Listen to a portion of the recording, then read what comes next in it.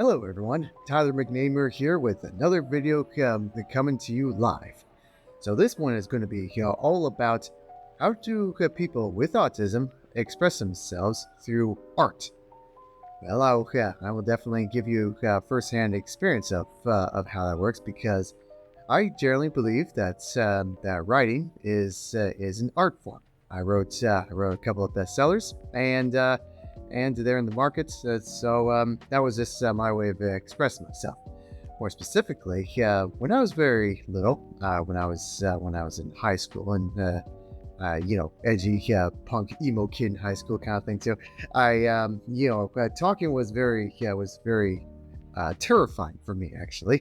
So much to the point that I prefer writing. Writing was much more comfortable that way. So that's what I did. My original purpose for Population One was to hopefully make some friends, so that they could understand me much better. That was my original goal, was writing that book so I can share with people in high school, so I can be in their group, be in their gang or something like that too. It's like, hey, I find high interest in you. Can we go out for some coffee? And that was just my way of kind of expressing that stuff without the use of verbal communication, because verbal communication was pretty scary. So that was the reason why I did it. So this is why I believe nowadays even when in the start of Autismworks is that art is one of the biggest ways of expressing for oneself for those who have autism. For those who feel like that they don't feel comfortable talking verbally, instead they use some kind of alternative way of communication through art. In fact, I can even tell you that someone that plays their guitar is their way of communicating as well. Don't even have to sing the lyrics; they can just communicate by jamming that guitar all day. In fact, I know a certain artist out there that hardly ever uses verbal communications or sing, and just let the guitar do all the talking. That's one form of art is through music. So whether it's verbal or nonverbal in the seeing category, music is definitely one way of communicating. To get those ideas and thoughts out of there. I'm sure that there are people out there that prefer singing over talking, and that's definitely okay. It's one of those things where even when I'm in keynote in the speaking engagements where I something about going on stage and then just start talking and presenting. It kind of does something to you as a presenter, as a entertainer, as when you're up on top of the stage. You get to project your art, project your performance up there. And then when you're off the stage, you feel slightly different. Different in terms of it's like you're not your entertainment persona. You're just more your social friendly persona, I guess you can say too. If that kind of makes sense. Really good example is that I used to go to I went to a comedy club, and there were two hosts there. They were hilarious, and they had edgy humor. Don't tell the kids I'm into that kind of stuff sometimes. But it's like they're really into that kind of humor too. They hilarious, and those kind of jokes that are definitely for the more mature audience. But then when they are off the stage, they become more friendly and very social, and where they're not so edgy and they're not so low jab jokes and all that kind of stuff too. Instead, they are more what's the term? They are more appreciative, I guess you could say too. Like when people give compliments, they are generally friendly. They say, "Oh, thank you so much. I'm glad you enjoyed the show," and all that kind of thing too. So that's why I mean, where it's like when you're on the stage and then when you're off the stage, sometimes you can it changes a person in a very good way, not confident too. And that's why with art, it's very important for people with autism to sort of explore what their art could be. Could they be in for the music, or could they also be in for illustrations if they're a really talented illustrator or drawer or painter or anything or any kind of art that relates to a canvas like that. It's always kind of important to kind of explore in that sort of way. I sort of did some exploring way back in the day through music when I did piano and all that kind of stuff too.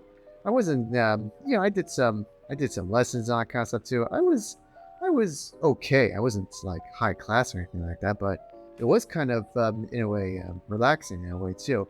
And then it just kind of went from that to being a voluntarily freelance disc jockey for the turntable, that kind of stuff too, or also known as the DJ. Yeah, I did the DJ work for 8 years. That was a lot of fun, and nowadays I kind of just play music just for the fun. It's get to know more music here and there too, and not all that kind of thing too. But it's that's what I kind of did. I chose to kind of explore that territory of the music. As for illustrations, I also kind of explored that way too. There were times where I get to draw sometimes. I wouldn't say I'm really quite the best at it, but then again, it's like one of those things where it's like art becomes what I like to call universal. So I'm pretty sure there are a lot of artists out there too that probably think the same way, where it's like they think that their art is not so good, but to others, the consumer, they would probably think that it's probably one of the coolest, the most gorgeous things that they've ever seen. Artists out there, whether you have autism or otherwise, if you think that your art is probably not so good, I would guarantee to beg to differ. That there are other people out there that would find your art to be fantastic. It's all up to you to put your work out there and to have the confidence of just taking your pen and paper and start drawing, and then when you feel ready, start sharing on social media sites. Any kind of social media site that you can think of. Doesn't matter which, as long as it's very comfortable to you. It's good to share, but it's even better to start drawing and that kind of thing too. Same with music and all that kind of thing too. So personally, I explored on those things too. Right after I was done writing for now. I still do enjoy writing here and there too, but I do believe that for me personally, 2 books is enough, at least for now, at least for the time being. After my second book, I kind of decided to take a little bit of a break. So until I figure out what the third book might be too. I'm not sure what it'll be. I get the question oftentimes too, where people say, hey, are you gonna write a third one book? That's what the duology is called, the one concept. It's like population one and becoming one. It's like what would the third book be? No, concept too. So is it gonna be something with the one books, or is it going to be something more fantasy or fiction, or something that's kind of more make believe or something like that too? Honestly, I don't know. I don't know yet. Not concept too, but that's okay. I mean, it's like that kind of thing too. What I will say is that speaking on the topics of where it's like you don't know what to write or not know what to draw or something like that too. The topic of the whole idea of for those that are not familiar, they have this thing called the art block, and the art block is basically an artist who would not know what to do next, and that's a very common thing too. It's so common, in fact, that it actually is very painful. It really hurts. It hurts mentally and sometimes physically because it's like what to do, and all kind of thing too. What I will say is, here's a tip for all the artists out there: when you feel like you have the strongest bad case of the block, I recommend exercising. like going outside for a little bit of a walk kind of thing too. So as I always say, active body, active mind, and that's just a little bit of a tip for all the artists out there too. Get the body moving, get the mind working on kind of thing too, and eventually you'll come up with something. For me being a writer, I like to write down different ideas that I have on my little notebook. So that's why I kind of like to do it now kind of thing too. Ideas, whether it be writing or stories or anything like that too, but also ideas involving videos, that kind of thing too. Like video making concept as well. So not just videos like for this one right here that you're watching, not just that, but also kind of personal videos that are more on the artistic side, not kind of thing too. So that's what I kind of like to do sometimes. It's kind of to me, it's therapeutic. It's fun. It's kind of it just feels good to do something that's that no one in the world has ever asked. No, I can't think too. I always kind of joke around saying it's like I make content no one has ever asked for. And all that kind of thing. It's like no matter what, I will say though, as a little bit of encouragement for all the artists out there, is that no matter what people say out there, it feels good to be different. It feels good to have your own independence and have your own individuality, and that kind of thing too. So just get out there. Just go out drawing, go out painting, go out making your arts, go out making music, and just whatever